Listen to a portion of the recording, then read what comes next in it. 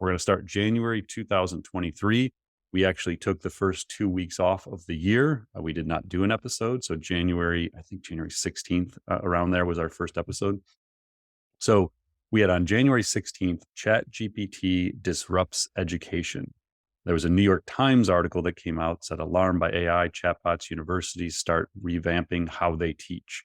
So again, keep in mind, ChatGPT comes out November 30th, 2022, right before winter break for a lot of these universities, and honestly, a winter break for a lot of businesses.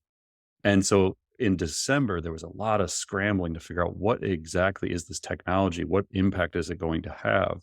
And so already within 45 days, we had people talking about the disruption to the entire education system. Like it was that quickly understood that this was very different technology.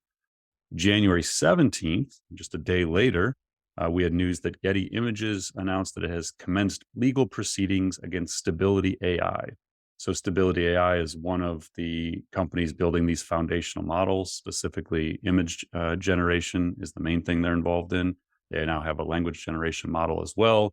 They raised $100 million in October of 2022. They were recently in the news because there was, I think it was a Forbes or Fortune article that was sort of questioning some of the legitimacy of the founding of the company. So, it's like with a lot of the stuff with AI, there's layers and layers to these stories. It's not as simple as company raises 100 million. It's an amazing company and it's going to be, runaway success. But the issue here that we have talked about throughout the podcast is that these foundational models, so again, a large language model, the foundational models that are built that enable ChatGPT and these other technologies. In the case of image generation, same deal. You have these foundational models that are trained on all this data so that they can generate images or generate videos. And it seems pretty clear that a lot of these models were probably trained on copyrighted materials that they didn't have permission to use. Now they're going to argue for the years to come that it was fair use. There will be lots of legal proceedings, lots of money made by lawyers, lawyering this stuff, probably Supreme Court cases. So it's just the very early stage of this. But in this case, what was happening is images that were being output by Stability AI, their models, had elements of the Getty watermark in them. So it was very apparent that they did, in fact, use copyrighted materials to train their model because it was coming out in the outputs of it. So I am no lawyer, but my assumption is some pretty hefty penalties are going to get paid at some point.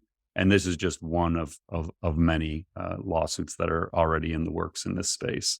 So definitely throughout the rest of the year, we're going to see continued legal cases being brought against some of these companies. And this is one to watch.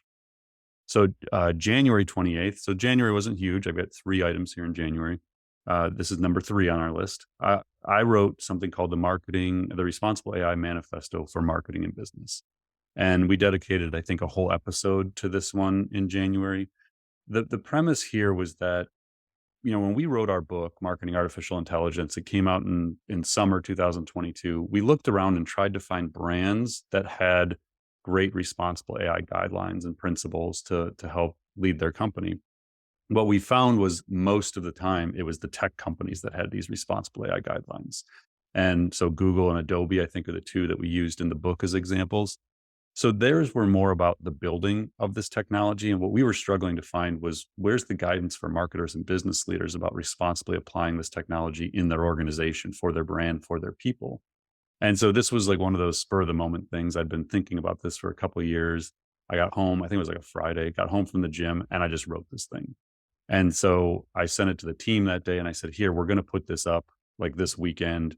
If anybody has any feedback, throw it in. Otherwise, we're going live with this thing. And so you can go get this. We'll put it in the show notes. What I wanted to do was put out a Creative Commons responsible AI principles guide and let people start with that as a base, because I've talked to enough leaders, enough organizations, enough marketers to know people don't have these things, generally speaking. And so I thought, if we just put out a template, it's not going to be perfect. We'll have to evolve it ourselves. It'll keep moving forward. But hopefully, if we open up to the community, other people will build on top of it, edit it, revise it under the same Creative Commons attribution, share alike license. And then hopefully we can move the industry forward. So there's a lot of really important elements to it. There's 12 principles that are outlined. But the basic theme of it is it has to be human centered. So we can't wait for government to come along and apply regulations to protect us against this stuff. So each organization has to think about the impact it's going to have on their people, on the consumers that they reach, on their communities. And they have to put these principles in place that say, this is what we believe about AI and how we're going to apply it. And again, the whole theme is our feeling is it should be human centered. We're not trying to remove humans from the loop. We're not trying to put them out of jobs. Some of these things may be an outcome of it, but that shouldn't be the goal of it. And so that's really what it is. So it's a really good starting point if you don't have this or you're kind of new to thinking about some of the ramifications of AI.